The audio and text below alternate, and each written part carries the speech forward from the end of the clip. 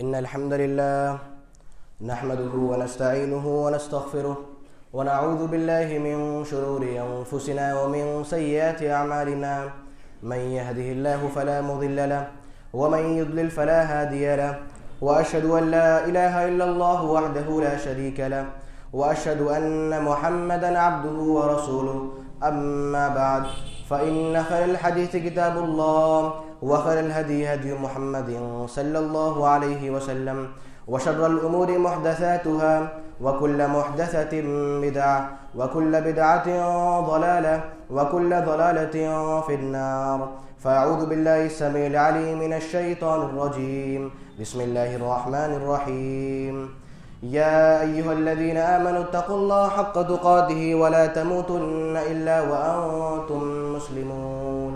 يا أيها الناس اتقوا ربكم الذي خلقكم من نفس واحدة وخلق منها زوجها وبث منهما رجالا كثيرا ونساء واتقوا الله الذي تساءلون به والأرحام إن الله كان عليكم رقيبا. يا أيها الذين آمنوا اتقوا الله وقولوا قولا سديدا يصلح لكم أعمالكم ويغفر لكم ذنوبكم ومن يطع الله ورسوله فقد فاز فوزا عظيما. وقال الله تعالى في موضع آخر وما أرسلناك إلا رحمة للعالمين. محترم سامعین کرام، آج جس موضوع کو لے کر میں آپ کے یہاں حاضر ہوا ہوں وہ موضوع ہے رحم اور اللہ کے نبی صلی اللہ علیہ وسلم. رحم اور اللہ کے نبی صلی اللہ علیہ وسلم. آئیے موضوع کا باقاعدہ آغاز کرتے ہیں. سب سے پہلی بات،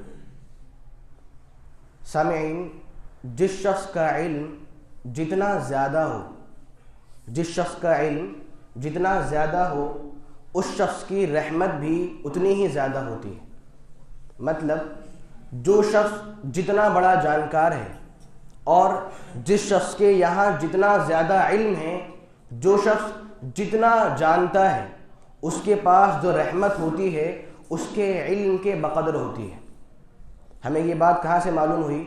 وہ اس طریقے سے کہ قرآن مجید میں بہت سے ایسے مقامات ہیں جہاں پر اللہ رب العالمین نے رحم اور علم کا ایک ساتھ ذکر کیا ہے.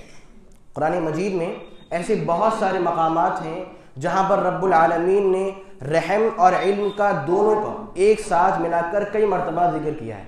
جیسے سورہ کہف کے آیت نمبر 65 ہے، رب تعالیٰ کا ارشاد ہے فَوَجَدَ عَبْدًا مِّنْ عِبَادِنَا آتَيْنَاهُ رَحْمَةً مِّنْ عِنْدِنَا وَعَلَّمْنَاهُ مِن لَّدُنَّا عِلْمًا، کہ حضرت موسیٰ اور ان کے ساتھی نے ہمارے بندوں میں سے ایک بندے کو پا لیا. فوجد عبدا من عبادنا، حضرت موسیٰ اور ان کے ساتھی نے ہمارے بندوں میں سے ایک بندے کو پا لیا. اب وہ بندہ کون تھے؟ حضرت خضر علیہ السلام. اب ان کی صفت کیا ہے وہ آگے موجود ہے. آتیناہ رحمۃ من عندنا وعلمناہ من لدنا علما. ان کی صفت یہ تھی کہ ہم نے، یعنی اللہ رب العالمین بیان فرما رہا ہے کہ ہم نے انہیں اپنی جانب سے رحم دے دیا تھا.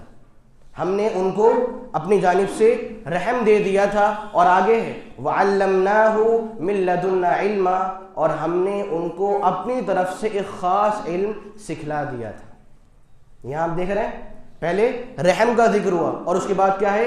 علم کا ذکر ہو رہا ہے کہ ہم نے ان کو اپنی جانب سے ایک خاص رحم دیا تھا اور ساتھ ہی ہم نے ان کو اپنا ایک خاص علم سکھا دیا تھا.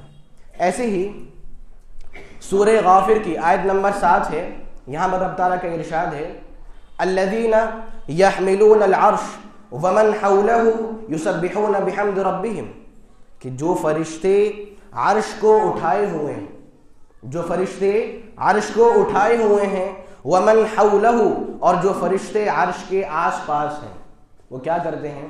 یسبحون بحمد ربہم، وہ تمام فرشتے اپنے رب کی تعریف کرتے ہوئے اس کی تسبیح بیان کرتے ہیں. وَيُؤْمِنُونَ بِهِ، اور وہ رب العالمین پر ایمان رکھتے ہیں. اور آگے ہے وَيَسْتَغْفِرُونَ لِلَّذِينَ آمَنُوا، اور یہ تمام فرشتے اہل ایمان کے لیے استغفار کرتے ہیں، ان کی مغفرت کی دعائیں کرتے ہیں۔ کیا کہتے ہیں؟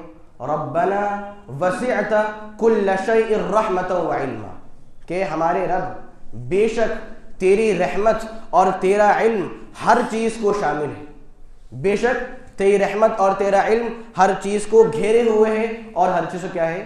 شامل ہے۔ یہاں بھی آپ دیکھیے کیا ہو رہا ہے، رب العالمین نے رحم اور علم دونوں کا ایک ساتھ ملا کر ذکر کیا ہے۔ ایسے ہی بہت سارے مقامات ہیں، تو ہمیں ان مقامات سے یہ بات سیکھنے کو ملتی ہے کہ جس شخص کے پاس جتنا زیادہ علم ہو، جو شخص جتنا بڑا علامہ فہامہ ہو، اس شخص کے پاس جو رحمت ہوتی ہے وہ اس کی معلومات اور اس کے علم کے بقدر ہی ہوتی ہے۔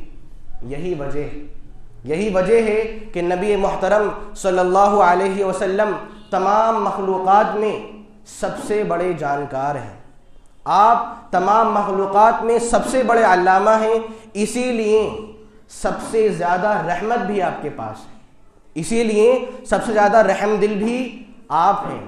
اور یہی وجہ ہے کہ رب العالمین نے اسی مفہوم کو تائید دیتے ہوئے سورہ انبیاء کے آیت نمبر 107 میں ارشاد فرمایا، اے نبی وما ارسلناک الا رحمۃ للعالمین، کہ اللہ کے نبی صلی اللہ علیہ وسلم ہم نے آپ کو نہیں بھیجا ہے الا رحمۃ للعالمین، مگر جہاں والوں کے لیے رحمت بنا کر۔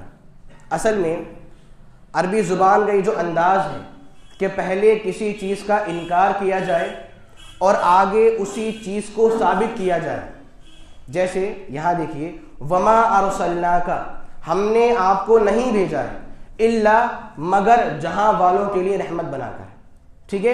ایسے ہی لا الہ الا اللہ، لا الہ نہیں ہے کوئی حقیقی معبود، نہیں ہے کوئی سچا معبود الا اللہ سوائے اللہ تعالیٰ کے، یعنی عربی کا یہ انداز ہے کہ جب پہلے کسی بات کا انکار کیا جائے اور آگے چل کر اسی بات کو ثابت کیا جائے تو مفہوم کیا ہوتا ہے؟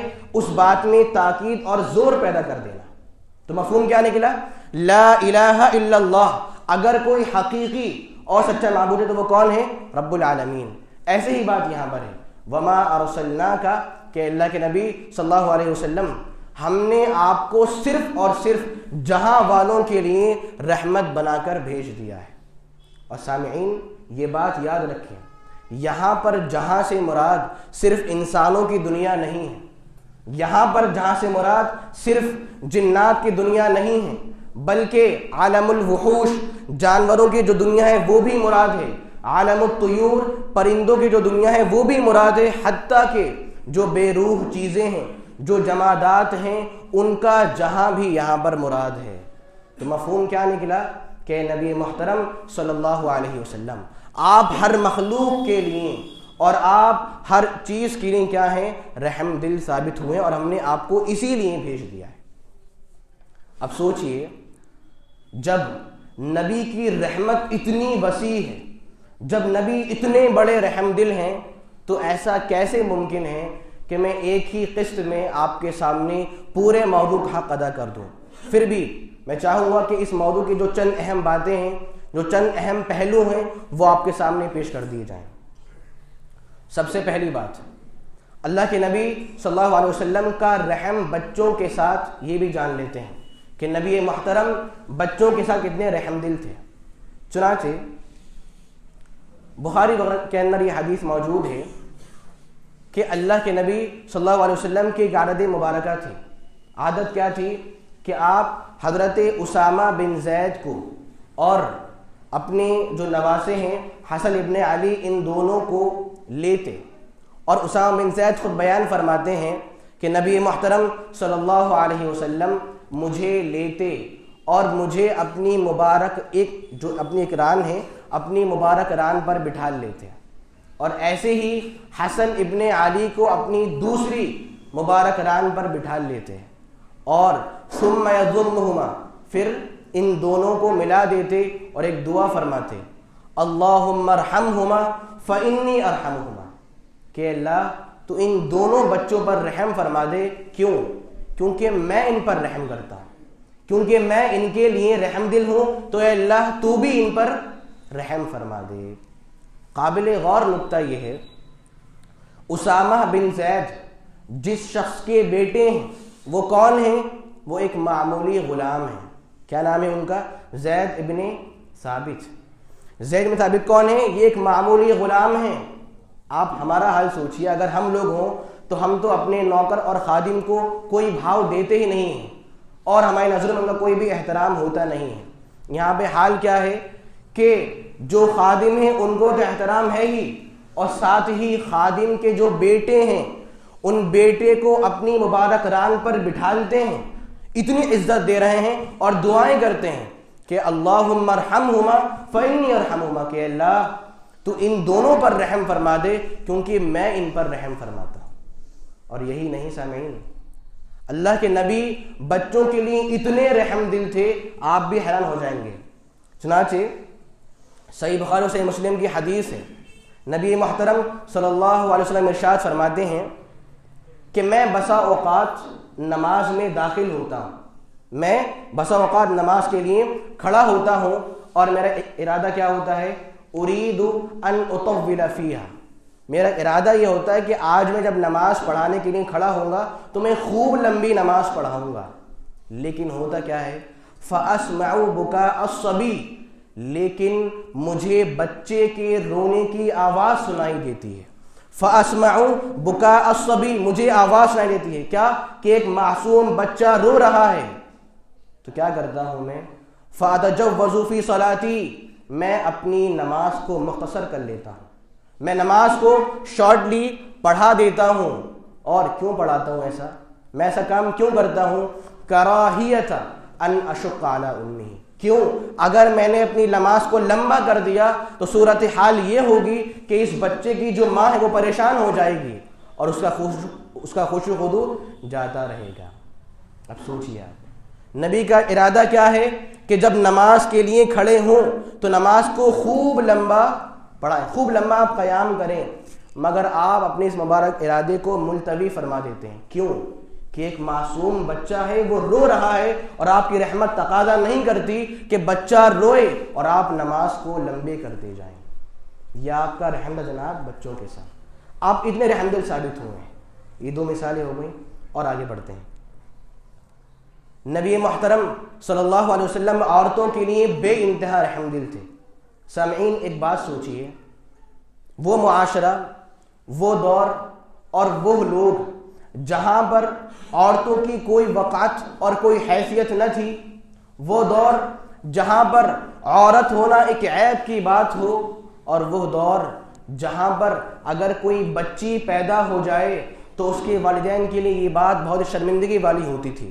چنانچہ سورہ نحل وغیرہ کی آیات ہیں، سورہ نحل آیت نمبر 58، رب تعالیٰ کا ارشاد ہے وَإِذَا بُشِّرَ أَحَدُهُمْ بِالْأُنْثَى ظَلَّ وَجْهُهُ مُسْوَدًّا وَهُوَ كَظِيمٌ، کہ جب بھی اس زمانے کے لوگوں میں سے کسی کو بھی یہ خوشخبری سنائی جاتی کہ آپ کے یہاں ایک بچی پیدا ہوئی ہے، وَإِذَا بُشِّرَ، جب ان میں سے کسی کو کسی بچی کے کسی انثى کے پیدا ہونے کی خوشخبری دی جاتی کہ آپ کے یہاں ایک بچی پیدا ہوئی ہے، صورتحال کیا ہوتی؟ ظَلَّ وَجْهُهُ مُسْوَدًّا وَهُوَ كَظِيمٌ، تو اس شخص کا چہرہ سیاہ پڑ جاتا، وہ شخص خوش نہیں ہے۔ کیا ہو رہا ہے؟ اس کا چہرہ سیاہ اور کالا پڑ گیا ہے، وَهُوَ كَظِيمٌ، اور وہ انسان اندر ہی اندر گھٹ رہا ہے۔ اور اگلی آیت میں يَتَوَارَى مِنَ الْقَوْمِ، وہ شخص قوم سے چھپ کر پھرتا ہے، کیوں؟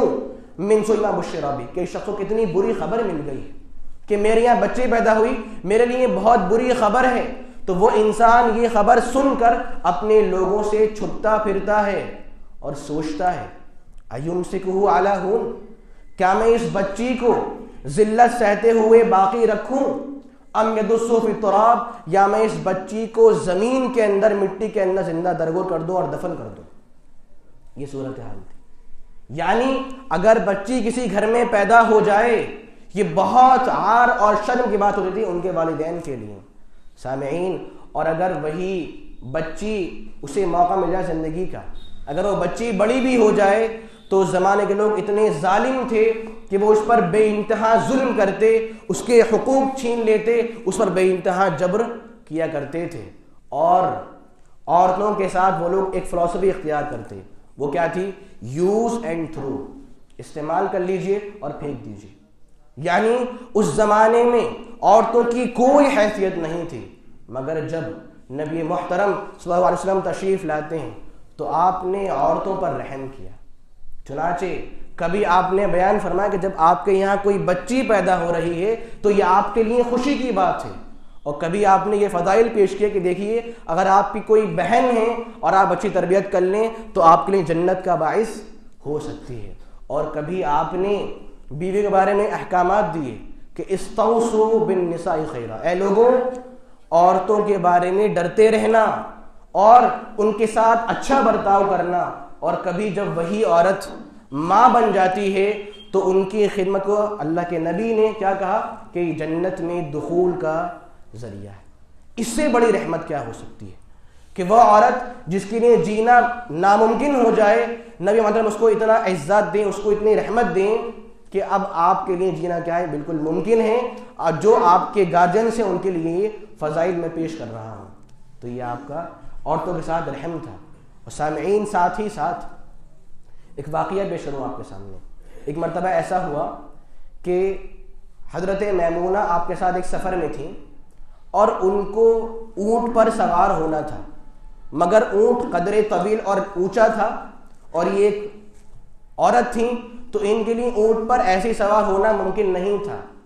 تو اس نبی محترم کا رحم دیکھیے، آپ اپنے مبارک گھٹنے کو آگے کر دیتے ہیں اور کہتے ہیں اے صفیہ آپ اپنے پیر کو میرے گھٹنے کے اوپر رکھ لیجئے اور اپنے پیر کو اس پر رکھ کر اونٹ پر سوار ہو جائیے. یہ آپ کا رحم تھا عورتوں کے ساتھ. اس بارے میں جتنی باتیں پیش کی جائیں اتنی کم ہے. خیر بتانے مقصد کیا ہے کہ نبی محترم صلی اللہ علیہ وسلم عورتوں کے لیے بے انتہا رحم دل تھے. اور آگے بڑھتے ہیں. جو ہمارے ماتحت رہتے ہیں، جو ہمارے غلام ہیں، جو ہمارے انڈر کام کرتے ہیں، جن کے ہم باس اور ذمہ دار ہیں، نبی محترم صلی اللہ علیہ وسلم نے ان کے ساتھ بھی رحم کرنے کا حکم دیا ہے. چنانچہ صحیح بخاری وغیرہ کے اندر یہ حدیث موجود ہے کہ اخوانکم خولکم، کہ اے لوگوں یہ جو آپ کے نیچے کام کرتے ہیں یہ آپ کے ہی تو بھائی ہیں. اخوانکم خولکم، آپ کے ماتحت کام کرنے والے آپ کے بھائی ہیں. لہذا فمن کان اخو تحت یدہ، جس شخص کا بھی نوکر اس کے ماتحت ہے، جو لوگ بھی اس بندے کے ماتحت آتے ہیں اسے چاہیے فلیطعم مما یاکل، کہ وہ شخص جو کھاتا ہے وہی ان کو بھی کھلائے. ایسا نہ ہو کہ خود بہت اچھے آئٹم کھائے اور اسے بچا کچا دے دے. نہیں، کیا فلیطعم مما یاکل، جو وہ خود کھاتا ہے وہی اس کو بھی کھلا دے. ولیلبس مما یلبس، اور جو خود پہنتا ہے وہی ان کو بھی پہنا دے. ساتھ ہی آگے بیان فرمایا کہ ان لوگوں کو ایسے کام نہ دیجیے جو کام وہ کر نہیں پائیں. ولا تکلفوہم ما یغلبہم، ان سے ایسے کام نہ کرائیں کہ وہ غلام، وہ آپ کے اندر رہنے والے وہ کام نہیں کر پائیں. اور اگر آپ ان کو ایسا کام دیں بھی تو ان کے ساتھ میں لگ جائیے، ان کو سپورٹ دے دیجیے. یہ رحم ہے آپ کا کن کے ساتھ؟ کہ جو آپ کے ماتحت اور آپ کے انڈر رہتے ہیں. اور آگے بڑھتے ہیں. سامعین حیرت کی بات یہ ہے کہ نبی محترم صلی اللہ علیہ وسلم سبھی لوگ ساتھ ساتھ اپنی جو آگے امت آنے والی ہے ان کے لیے بھی بے انتہا رحم دل تھے. اور آپ کے بہت سارے پہلو رحمت کے جو ہمارے ساتھ بھی شامل ہیں. میں صرف ایک مثال پیش کر دوں آپ کے سامنے. صحیح مسلم کے اندر یہ حدیث موجود ہے. ایک مرتبہ ایسا ہوا، یہ واقعہ قابل غور ہے، ایک مرتبہ ایسا ہوا کہ نبی محترم صلی اللہ علیہ وسلم نے سورہ ابراہیم کی ایک آیت تلاوت فرمائی. آیت میں تھا ربی انہن اضللن کثیرا من الناس، کہ اے میرے رب ان بتوں نے بہت سارے لوگوں کو گمراہ اور برباد کر دیا ہے. مطلب کیا آیت کا؟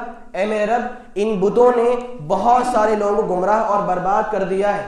فمن تبعنی، تو جو شخص میری اتباع کرے، یعنی جو شخص بتوں کی عبادت اور پرستش نہ کرے وہ انسان مجھ میں سے ہے، اس کا تعلق مجھ سے ہے. ومن عصانی، اور جو انسان میری نافرمانی کرے یعنی بتوں کی پرستش کرے، تو اے اللہ تو بہت معاف کرنے والا ہے، اور اے اللہ تو بہت رحم کرنے والا ہے۔ پھر اس کے بعد کیا ہوتا ہے، آپ سورہ مائدہ کے اندر حضرت عیسیٰ علیہ السلام کا ایک قول تلاوت فرماتے ہیں۔ وہاں پر آیت ہے ان تعذبہم فانہم عبادک، کہ اللہ حضرت عیسیٰ علیہ السلام اس موقع سے کہیں گے کہ اللہ یہ تیرے ہی تو بندے ہیں، اگر تو ان کو عذاب دے تو یہ تیرے ہی بندے ہیں، وَإِن تَغْفِرْ لَهُمْ، اور اللہ اگر تو ان کو معاف فرما دے، اگر تو ان کی مغفرت فرما دے تو کیا ہوگا، بے شک تو عزت والا ہے، بے شک تو کیا ہے، حکمت والا ہے۔ اب غور سے بات سنیے، اس کے بعد کیا ہوتا ہے، جب آپ یہ دونوں آیات تلاوت فرما لیتے ہیں تو نبی محترم صلی اللہ علیہ وسلم فرفع یدیہ، اپنے دونوں ہاتھوں کو اٹھا لیتے ہیں، آپ اپنے دونوں ہاتھوں کو اٹھا لیتے ہیں اور دعا کرتے ہیں، اللہم امتی، اللہم امتی، اے اللہ میری امت پر رحم فرما دے، اے اللہ تو میری امت پر رحم فرما دے، تو میری امت کی مغفرت فرما دے۔ اور جب آپ یہ الفاظ بول رہے ہوتے ہیں وبکا، تو آپ رو پڑتے ہیں، آپ کی آنکھوں سے آنسو جاری ہو جاتے ہیں۔ اس کے بعد کیا ہوتا ہے، رب العالمین حضرت جبریل کو بھیجتا ہے آپ کے پاس کہ جبریل جائیے، جا کے پوچھئے کہ میرے محبوب کس وجہ سے رو رہے ہیں، جبکہ رب کو معلوم ہے کہ اصل وجہ، پھر بھی رب تعالیٰ ان کو آپ کے پاس بھیجتا ہے۔ جبریل امین آتے ہیں، پوچھتے ہیں کہ کیا مسئلہ ہے، آپ کیوں رو رہے ہیں، لہذا آپ نے پوری وجہ بیان فرما دی، اور پھر جبریل امین واپس جاتے ہیں رب العالمین کے پاس اور پورا ماجرا سنا دیتے ہیں۔ رب العالمین بیان فرماتا ہے کہ جبریل جا کر کہہ دیجئے ان سے کہ اِنَّا سَنُرْضِيكَ فِي أُمَّتِكَ، کہ ہم ضرور آپ کو آپ کی امت کے بارے میں خوش کر دیں گے، وَنَسُوءُكَ، اور کوئی برا برتاؤ نہیں ہوگا آپ کے ساتھ، آپ بالکل بے فکر رہیے، ہم آپ کو آپ کی امت کے بارے میں خوش اور راضی کر دیں گے۔ سوچئے سامعین، نبی محترم صلی اللہ علیہ وسلم ہم گنہگاروں کے لیے روئے ہیں، آپ نے اپنی مبارک آنکھوں سے ہمارے لیے آنسو بہائے ہیں کہ ہمیں ان کا بھی احترام نہیں ہے، یہ ان کا رحم تھا، وہ ہمارے رحم دل ہے کہ وہ ہمارے لیے اپنے آنسو بہائیں، مگر ہم لوگ کیا ہیں، ہم انہی کو ناراض کرتے ہیں، ہم انہی کی نافرمانی کرتے ہیں اور ہم ان کی باتوں کو نہیں مانتے۔ یعنی آپ رو رہے ہمارے لیے، یہ آپ کا رحم تھا ہمارے ساتھ۔ اور آگے بڑھتے ہیں سامعین، نبی محترم صلی اللہ علیہ وسلم جہاں انسانوں کے لیے بے انتہا رحم دل تھے، وہیں آپ جانوروں کے لیے بھی بے انتہا رحم دل تھے۔ صرف ایک مثال پیش کرتا ہوں آپ کے سامنے، ابو داؤد کے اندر یہ حدیث موجود ہے، ایک مرتبہ ایسا ہوا کہ نبی محترم صلی اللہ علیہ وسلم ایک انصاری کے باغ میں داخل ہو جاتے ہیں۔ جیسے ہی آپ وہاں پر داخل ہوتے ہیں دیکھتے ہیں کہ ایک اونٹ وہاں پر کھڑا ہوا ہے، اور جیسے ہی وہ اونٹ اللہ کے نبی کو دیکھتا ہے اور پہچان لیتا ہے، حدیث کے الفاظ ہیں ظرفت عینا، تو اس اونٹ کی آنکھوں سے آنسو جاری ہو جاتے ہیں، وہ اونٹ رونے لگتا ہے، وہ سسکتا ہے، وہ بلبلاتا ہے اور خوب روتا ہے، نبی سے رہا نہیں جاتا ہے، رحم دل انسان تھے۔ آپ اس اونٹ کے پاس جاتے ہیں اور اس اونٹ پر ہاتھ پھیرتے ہیں، اسے سہلاتے ہیں، تو وہ اونٹ خاموش ہو جاتا ہے۔ چنانچہ آپ اعلان کرتے ہیں کہ اس اونٹ کا مالک کون ہے جس کے تحت یہ اونٹ رہتا ہے؟ انصاری کہتے ہیں کہ ہاں، میں یہ اونٹ میری ملکیت ہے، میں اس کا مالک ہوں۔ آپ بیان فرماتے ہیں کہ آپ کیا اس اونٹ کے بارے میں ڈرتے نہیں ہو؟ اس اونٹ نے مجھ سے آپ کی شکایت کی ہے۔ شکایت کیا ہے؟ کہ تم اسے بھوکا رکھتے ہو اور اس سے پورا وصول کرتے ہو، تم اسے پیٹ بھر کھانا نہیں دیتے ہو اور اس سے پورا کام کرواتے ہو۔ لہٰذا وہ صحابی اپنے اس عمل سے باز آ جاتے ہیں۔ آپ دیکھ رہے ہیں ایک اونٹ رو رہا ہے آپ کو دیکھ کر، آپ سے رہا نہیں جاتا ہے، کہتے ہیں کیا مسئلہ ہے؟ آپ لوگ ڈرے جانوروں کے بارے میں، یہ اللہ کی امانت ہے آپ کے پاس، جتنا آپ ان سے فائدہ لیں اتنا ہی آپ ان کو کھانا بھی دیں اور ان کو آرام بھی دیا کریں۔ یہی نہیں، یہ تو بات جانوروں کی ہے۔ سامعین، نبی محترم صلی اللہ علیہ وسلم جو غیر ذی روح چیزیں، جو جمادات ہیں، ان کے لیے بھی بے انتہا رحم دل تھے۔ اسی لیے انشاءاللہ آخری بات رہے گی، جو چیزیں غیر ذی روح ہیں آپ ان کے لیے بھی بے انتہا رحم دل تھے۔ چنانچہ ترمذی وغیرہ کے اندر یہ حدیث موجود ہے کہ اللہ کے نبی صلی اللہ علیہ وسلم ایک کھجور کے تنے پر اس کا سہارا لے کر آپ خطبہ دیا کرتے تھے. چونکہ آپ بزرگ تھے لہذا ایک طرح سے سہارے کے طور پر آپ اس پر ہاتھ رکھتے اس کھجور کے تنے پر اور خطبہ ارشاد فرمایا کرتے تھے. اب صحابہ سے دیکھا نہیں گیا کہ نبی محترم ایک کھجور کے تنے پر ہاتھ رکھ کر خطبہ دے رہے ہیں، لہذا صحابہ کرام نے ایک نیا ممبر آپ کے لیے تیار کر دیا. چنانچہ جب نبی محترم صلی اللہ علیہ وسلم اس ممبر پر تشریف لے کر آتے ہیں، غور سے بات سنیے گا، جب آپ اس ممبر پر تشریف لاتے ہیں تو کیا ہوتا ہے، وہ کھجور کا تنا بے انتہا رونے لگتا ہے. کیا ہوتا ہے، وہ کھجور کا تنا خوب رو رہا ہے، خوب بلبلا رہا ہے اور بے انتہا رو رہا ہے، اور اس کے رونے کی آواز صحابہ کرام بھی سنتے ہیں اور بیان فرماتے ہیں کہ وہ کھجور کا تنا ایسے رو رہا تھا جیسے ایک اونٹنی روتی ہے. یہ بھی الفاظ موجود ہیں. کیا وہ تنا ایسے رو رہا تھا مانو ایک اونٹنی رو رہی ہو. نبی محترم رحمت الانسان تھے، آپ سے رہا نہیں گیا. آپ نے ممبر سے اترتے ہیں اور اس تنے کے پاس جاتے ہیں اور جا کر اس پر اپنا ہاتھ رکھتے ہیں اور اس کو خاموش کروا دیتے ہیں. جب وہ تنا خاموش ہو جاتا ہے تو آپ ایک جملہ شاید فرماتے ہیں کہ اے لوگوں، اگر آج میں اس تنے کو خاموش نہیں کرتا، اگر آج یہ تنا روتا رہتا اور میں اسے خاموش نہیں کرتا، لحن الی یوم القیامہ، تو یہ تنا ایسے ہی قیامت تک روتا رہتا. یہ آپ کا رحم تھا. سوچ رہے ہیں آپ کہ جو لوگ انسان ہیں وہاں تو رحم ہے ہی، جو جانور ہیں وہاں پر رحم ہے ہی، مگر جو غیر ذی روح چیزیں ہیں ان پر بھی آپ کا رحم کیا ہے، شامل ہے. سامعین، بتانے کا مقصد یہ ہے کہ ہم لوگ بھی اپنے یہاں رحم پیدا کریں. ہم کیوں اتنے سخت بن گئے ہیں کہ ہمارے رحم نام کا مادہ پیدا ہی نہیں ہے. ہم دعائیں کریں کہ اے اللہ تو ہمارے یہاں رحم کو پیدا فرما دے. اے اللہ تو ہم تمام لوگوں کو دوسروں کے لیے بے انتہا رحیم اور بے انتہا رؤوف بنا دے. اے اللہ ہمارے دل میں جو سختی پیدا ہو گئی ہے تو اس کو دور فرما دے. اے اللہ ہم لوگ تیرے دین سے بہت دور ہوتے جا رہے ہیں تو ہمیں اپنے دین سے قریب فرما لے. اے اللہ تو ہمارے یہاں دین کا شوق پیدا فرما دے. اے اللہ تو ہمارے یہاں اپنے دین کا شوق پیدا فرما دے. اے اللہ اس وقت مسلمان جہاں جہاں پریشان ہیں، مظلوم ہیں، بدحال ہیں، اے اللہ تو سارے جہاں کے مسلمانوں کے حال پر رحم فرما. اے اللہ تو سارے عالم کے مسلمانوں کے حال پر رحم فرما. اور اے اللہ بطور خاص ہندوستان کے مسلمانوں کے حال پر رحم فرما. اے اللہ بطور خاص ہندوستان کے مسلمانوں کے حال پر رحم فرما. اے اللہ جو بھی ہمارے بھائی بیمار ہیں تو ان تمام کو شفاء کاملہ، عاجلہ، دائمہ اور نافعہ نصیب فرما دے. اور اے اللہ ان گنہگار جسموں میں جب تک ہمارے یہاں جان باقی ہے تو ہمیں توحید اور ایمان پر باقی رکھ. اور اے اللہ جب تو ہمیں اپنے پاس بلائے تو ہمارا خاتمہ بالخیر فرما دے. آمین. وآخر دعوانا ان الحمد للہ رب العالمین.